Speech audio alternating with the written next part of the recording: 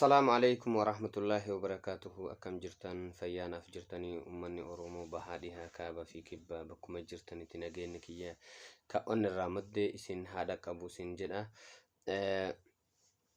نجانا في جرتني أمني بك جرجرة تتني يرو كيسان ناف كنتني يوتيوب channel يوتيوب كيا شكاسا جرتن أمس لايك سبسكرايب gochuun maatii kiyyatti warroon haftaan naaf dabalamaan kabajaan isin gaafadha. Akkasumas mootiyyuu dhaamsa fi ammallee mootiyyuu odeessaalee guyyaan Oromiyaa keessatti fi biyya keessatti tahee guyyaan isin dhageessisa inshaallah. kanatti aansuun waan ummanni Oromoo qabsoon ummanni Oromoo maal fakkaata ka jedhu yaada kiyyaa fi miidiyaalee garagaraa irra wanta jiran wantoota miidiyaalee addunyaa gugurdaa irratti deemaa jiran gara afaan Oromootittis jijjiiruudhaan gara keessatti dabarsuuf alhamdulillah carraa yeroo argadhetti isin dhageessisa jechuudha. kanumatti aansuudhaan biyya keessatti ar'a maaltu ta'e yoo ka jennu taate ummanni Oromoo baay'ee tokko gammachuu guddaa qabaachuu qaba. injifannoo caaluu magaalaa Kamisee waraanni bilisummaa Oromoo to'achuun baay'ee tokko waan nama gammachiisudha. ammallee mootiyyuu injifannoon waraana bilisummaa Oromoo ka ummata Oromoo bakka bu'ee ummata Oromootiif anatuyyuu fuula dura odoo ummanni Oromoo hin dhumne anatu du'uu qaba jedheetiniin waraanni bilisummaa Oromoo ka bineensaaf argitee halkan bineensaan guyyaa mootiyyuu risaasa biltsiginnaatiin doorsifamaa kan ture guyyaa har'aa kana naannoo Oromiyaatiin ala bahee naannoo Walloo jechuudha. naannoo Walloo keessatti magaalaa Kamisee to'achuu isaa gabaasee jira. baay'ee tokko wanta namatti toluudha jechuudha. gama kaaninis waraanni TDF yookaan immoo Tigray Defense Force yookaan immoo makalakayaan Tigray jechuudha. makalakayaan Itoophiyaa hin jedhu jechuu hin dandeenya guutumaan guututti. maaliif waraanni biyya keessa deemaa jiru ammaan tana waraanni yeroo qabamu jechuudha yookaan immoo yeroo booji'amu waraana eenyuti jedhanii yoo gaafatan waraana Abiyyiiti jedhan. umriin isaa mootiyyuu hagame yoo ka jedhan taate 22 18 19 warra barnoota sadarkaa lammaffaa hin gahin jechuudha. baay'inaan kun immoo qonnaan bulaa kun immoo milishaa warra dadhabee xoorata bahee mana ofii keessa ijoollee ofii guddifataa jiru mana keessaa fuudhee gara lolaa erguudhaan waraana Abiyyi jedhameetiniin ittiin waamamaa jira jechuudha. waraanni Itoophiyaa Defense Force yookaan immoo makalakayaa yahagar makalakayaa ka duraan jedhaniin suni amma yeroo ammaan tana yeroo inni itti harka kennate yookaan immoo naannawa waraanni bilisummaa Oromootii fi Tigray TDF naannoo qabatan irraa yeroo dheessutu mul'ata jechuudha yeroo ammaa kana. kanumatti aansuun haala wal fakkaatuun guyyaa har'aa kana yeroo waraanni adda bilisa baasaa Tigray yookaan immoo TDF yeroo inni itti Kamisee dassee irraa dassee qabateetiniin yeroo inni itti waraana booji'ee kan mul'atutti jechuudha. magaalaa Kombolchaa keessatti waraanni biltsiginnaa yookaan immoo waraanni Abiyyi yeroo inni itti dheesseetiniin gara Finfinneetti deebi'ee baay'ee tokko kan sheemii nama qabsiisu jechuudha. maaliif waraana san ka hoogganaa ture guututti Jeneraal Baacaa Dabalee ture. Jeneraal Baacaa Dabalee xoorataa bahee ture. xoorata waraana Tigray yookaan immoo TPLF guyyaa muraasa keessatti ni barbadeessa jedhee gara Tigray keessa deemee mootummaa biltsiginnaa kana abdii guddaa itti godhee ture. yeroo ammaa kana garuu eessa jira? Baacaan Dabalee waraana makalakayaa yookaan immoo raayyaa ittisa biyyaa jedhanii ijoollee ganda keessa deemanii milishaa itti kennan wajjin jechuudha. yeroo ammaa kanatti loluu akka hin dandeenye ifaan ifatti agarsiisuun beessee gara Finfinneetti deebi'ee jira jechuudha. Waraanni bilisummaa Oromoo immootiyyuu injifannoo guutuudhaan magaalaa Kamisee qabatee jira jechuudha. Magaalaa Kamisee ammallee immootiyyuu injifannoo bal'aadhaan gara magaalaa gudditti handhuura Oromiyaa akka taate Finfinneetti akka imalan inshaallahu abdii rabbii irraa qabna jechuudha. Ammallee immootiyyuu hamileen kenna hamileen fi gammachuun kenna gara fuula duraatti akka siqu abdii rabbi irraa qabna jechuudha. Uummanni Oromoo bahaadhii hakaabaa kibba bakkuma jirtanitti baga gammaddan baga gammanne baga mootiyyuu ammallee waraana ummata Oromoo bakka bu'u ka ummata Oromootiif dhaabbatu ka maqaa ummata Oromootiin daldalee ummata Oromoo dhangalaasu odoo hin taane dhiiga ofii ummata Oromootiif sabaaf ka dhangalaasu argachuu kennaaf ummanni marti isaatiyyuu rabbiin galatoonfachuu qaba. Waboodhaan immootiyyuu nuuf jiraadha isin faana jirra jechuun qaba jechuudha. Gammachuu guddaadha. Baay'ee tokko waan nama gammachiisudha jechuudha.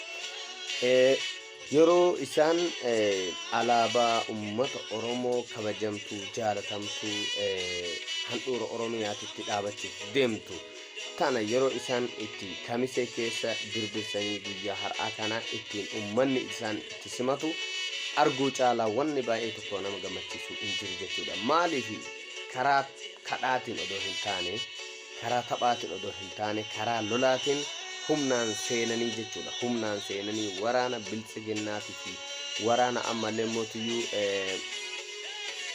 abiin yookaan mootiyyuu ka ummanni Amaaraa ummata keenya ka Wallootitti ittiin taphataa ture san fonqolchanii jechuudha. Naannoo sanirraa buqqisanii magaalattii san to'annoo ofii jala oolchuun baay'ee tokko wanta nama gammachiisudha jechuudha. Ammallee mootiyyuu gammachuu caalu akka argannu abdii guddaa rabbii fi waborraa qabna jechuudha.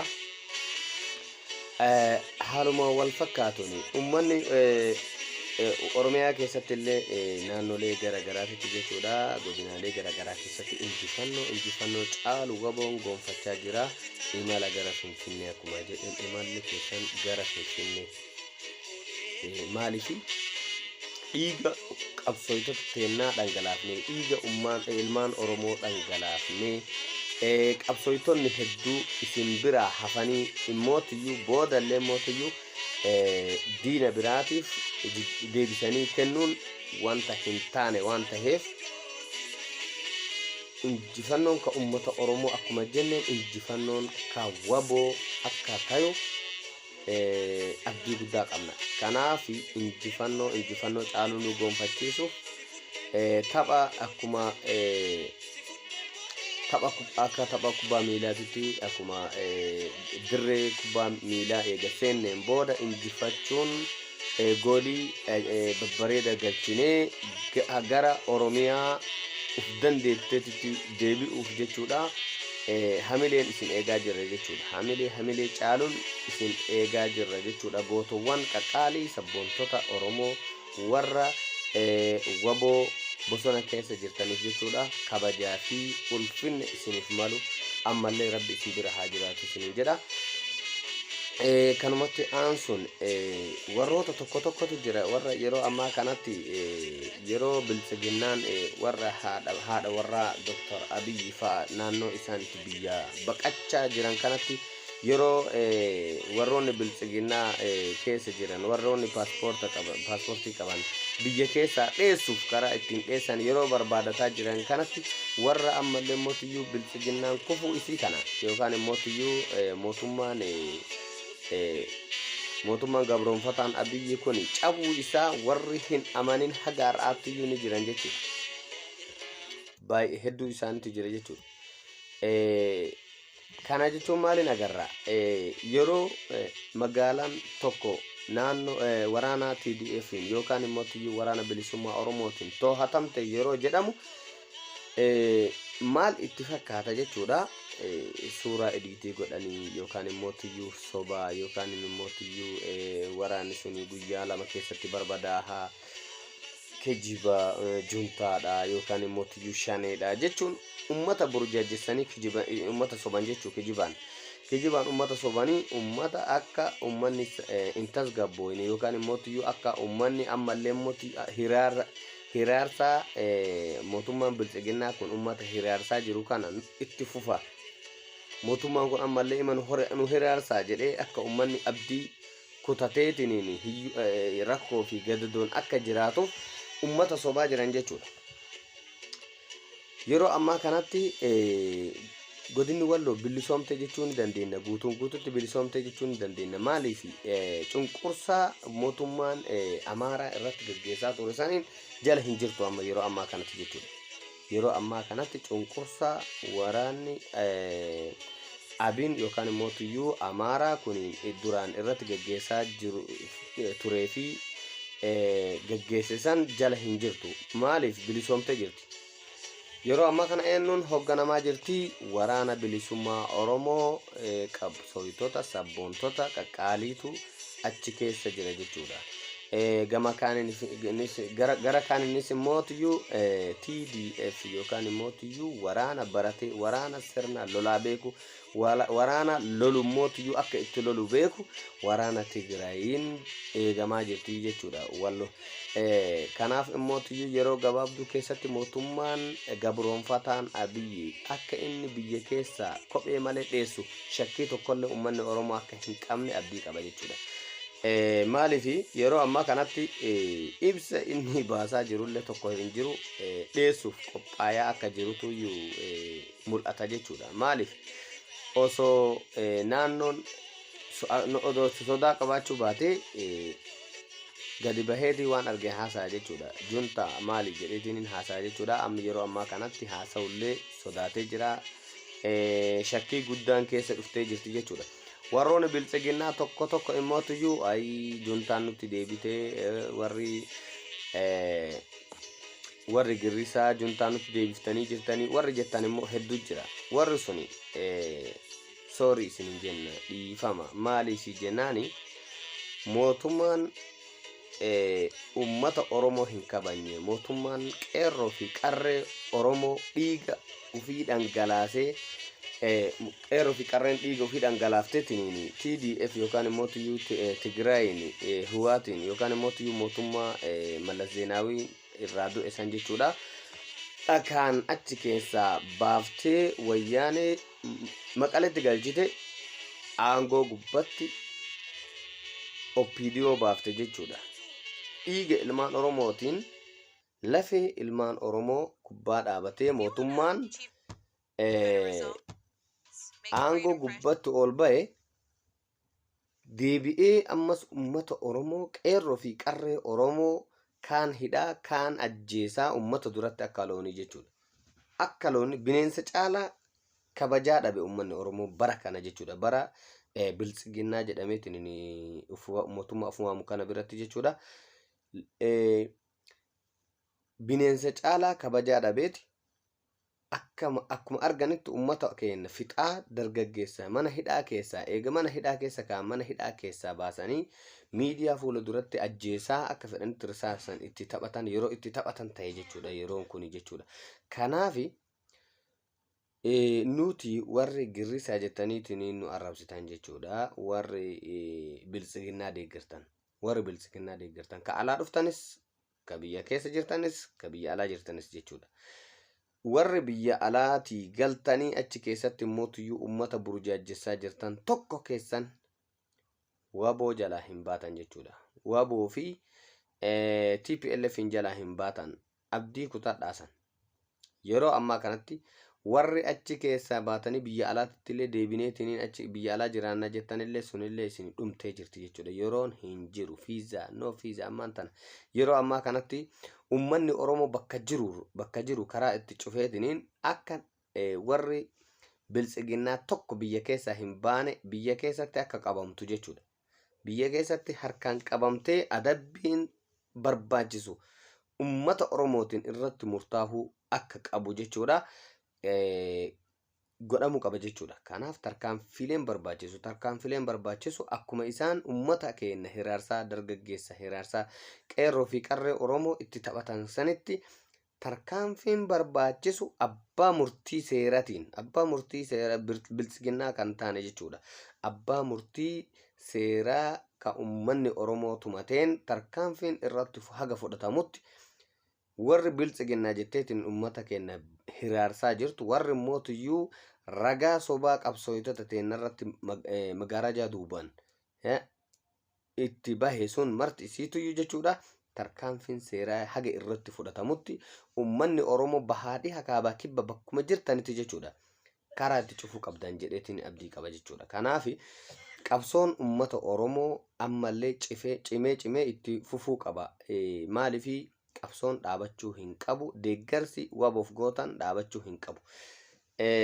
Waan nama ajaa'ibsiisu waraanni TPLF yeroo inni waraana Abiyyi booji'etti jechuudha. Waraana Abiyyi yeroo booji'e akka mana ufii jiruutitti jechuudha. Akka nama mana ufii jiruutitti, akka nama aangoo gubbaa jiruutitti jechuudha.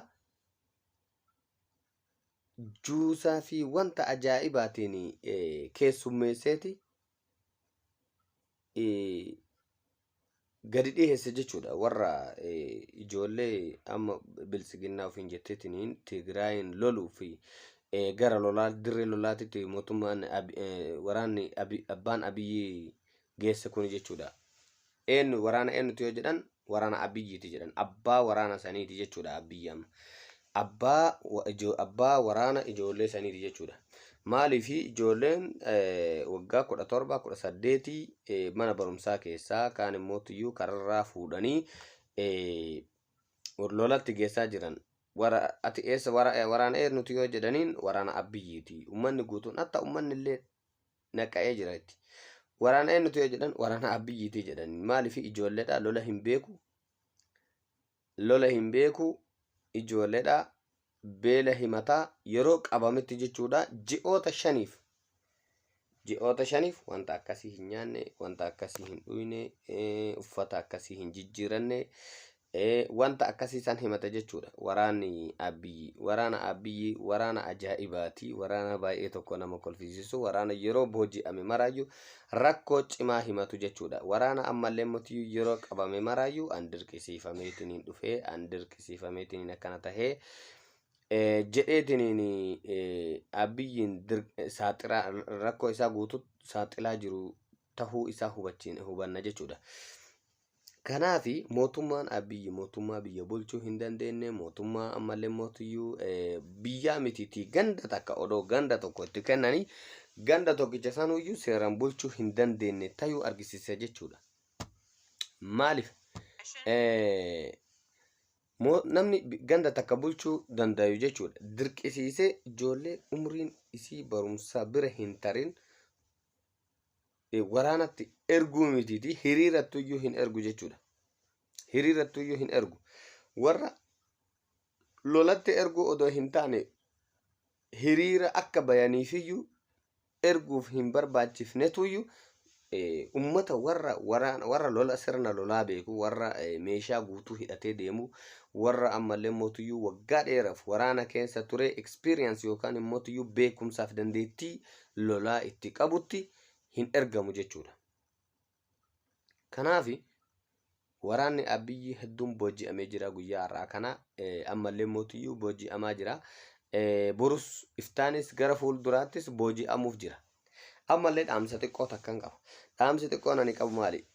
Waraanni an Oromoof hin jettu Makalaakaa keessa haa ta'u, Federaal Poolisii keessa haa ta'u, Liyyuu Haayiluu warra ofiin jedhu keessa haa ta'u, milishaa keessa haa ta'u, yeroon ati harka itti kennattee wabootti jechuudha. Yoo Oromoo taate wabootti harka kennadhuuti yookaan immoo meeshaa lolaa ati harkaa qabdu san ummataaf hiikii uf qulqulleessi yeroo ammaa tana yeroo gabaabduu keessatti jechuudha. Yeroo gabaabduu keessatti odoo yeroon tun isirraa hin gubanne, odoo qabamteetiniin waliin hin salphanne, odoo tarkaanfiin qeerroo sirratti hin fudhatamne, Odo tarkaanfii waboo sirratti hin fudhatamne meeshaa ati harkaa qabdu san meeshaa atiin ummata keennan fixaa turte san yeroo gabaabduun odoo mootummaan kuniin aangorraa dheessaa jira odoo inni dheesseetiniin ijatee duraa hin badin dhiisuma fuula duratti ummatatti harka kennadhu wabotti deebi'i jechuudha.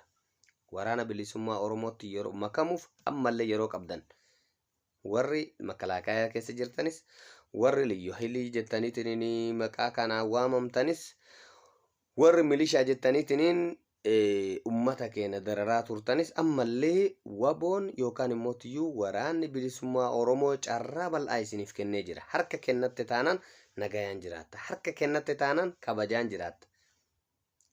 Maaliif? Immoo odoo dhiiga namaa hin dhangalaafne odoo harka kee hin xurooyne odoo ummataan ammallee hin jibbamne harka daddaftee kennattee ummata kee keessa nagayaan jiraachuun baay'ee barbaachisaadha. Mootummaan kun kufee mootummaan kun guutuun guututti kufee jira. Mootummaa odoo hin taane ammaan tana yeroo ittiin waa balleesseetiniin xiyyaara takkattiin biyya keessaa dheessu yookaan immoo tuyyuu uf ajjeesu bira gahee jira jechuudha mootummaan kun. Kanaafuyyuu daddaffitti warri waraanaa warri biltsiginnaa jettaniitiin warri ummata keenya burjaajessaa turtan carraa hin qabdan. Carraa hin qabdan ka alaa galtan taate keessattuu warri ummata Oromoo gurgurataniitiin qabsoo ummata Oromootiin qabsooytota arrabsuun warri ol baatanii aangoo argatanii carraa hin qabdan. Keessan carraan dhumee jira. Warri amma carraa qabu kami warra seeraan waraana ture. Warra waraana liyyuu hailii ture.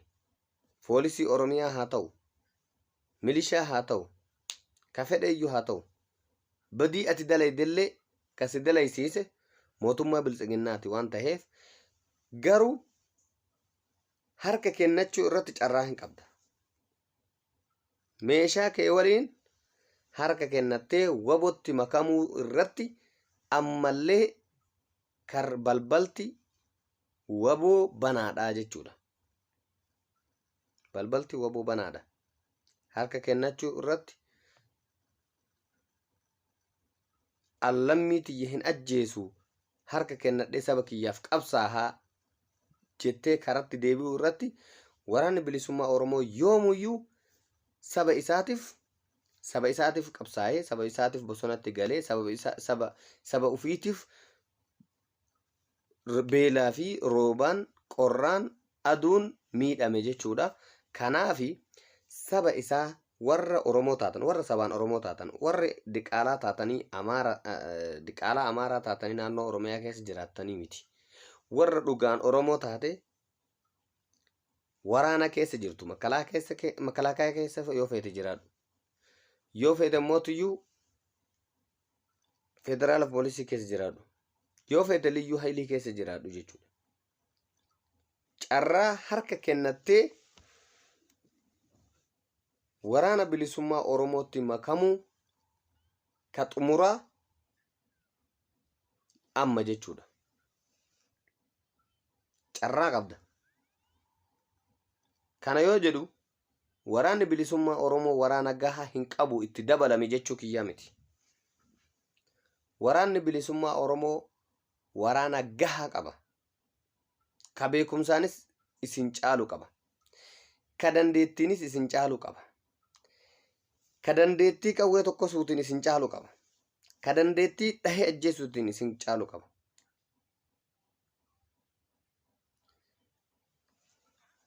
Waraanni bilisummaa Oromoo yeroo ammaatii fi waraanni bilisummaa Oromoo yeroo duraanii tokko miti. Waraana kama duraanii san seetaniitiin shilla odoo jettan yeroon akka isinirraa hin dhumne. Akka yeroon isinirraa hin dhumne. Daddaftanii harka kennattanii saba keessanitti makamuuf carraa guutuu qabdanii ammallee yeroo qabdanii odoo yeroon tun isinirraa hin dhumne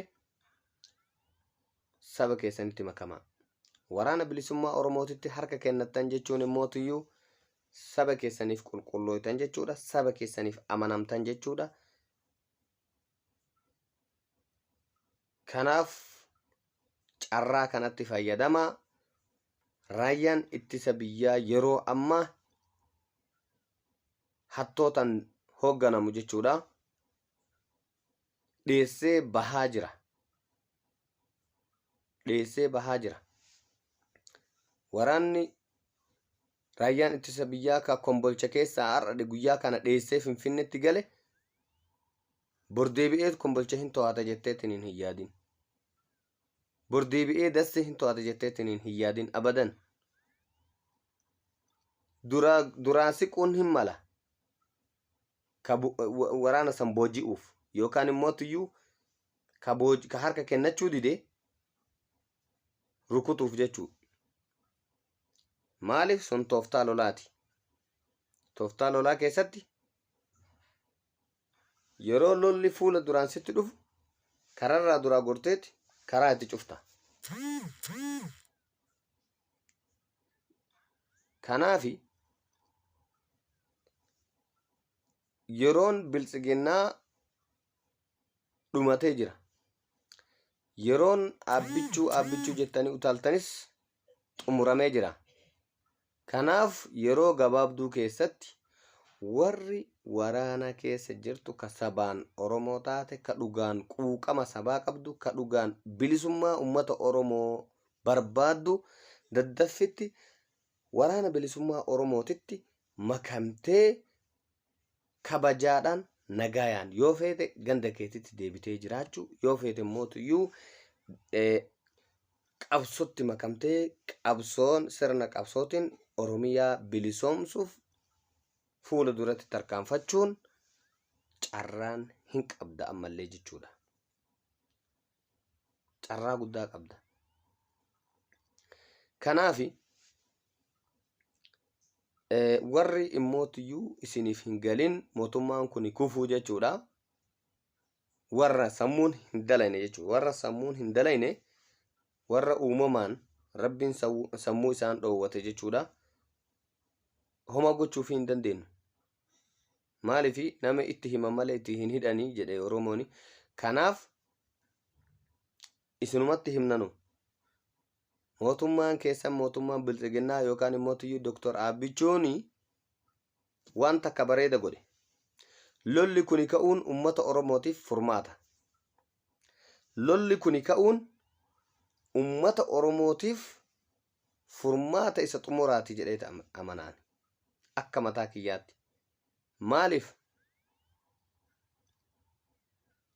Naannoo Oromiyaa keessatti